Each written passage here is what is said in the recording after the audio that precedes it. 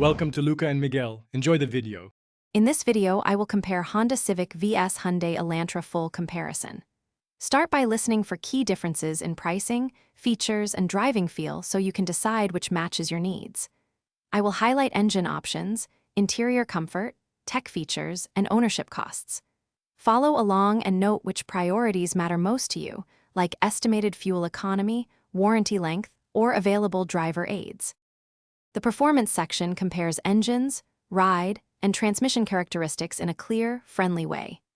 I will explain how horsepower and torque translate to everyday driving, and how suspension tuning affects cornering versus comfort. Expect practical examples like highway merging, city stop and go, and weekend winding roads. I will point out which trim levels add sport tuning or adaptive dampers so you can choose the driving experience you prefer. If this video is helping, please subscribe and like to support more comparisons. Quick recommendation. The Kindle Paperwhite is great for reading while waiting during test drives or dealership visits. Its glare-free screen and long battery life are handy on the go. Check the description for the link and other deals so you can pick one up if interested. And now let's get back to the video.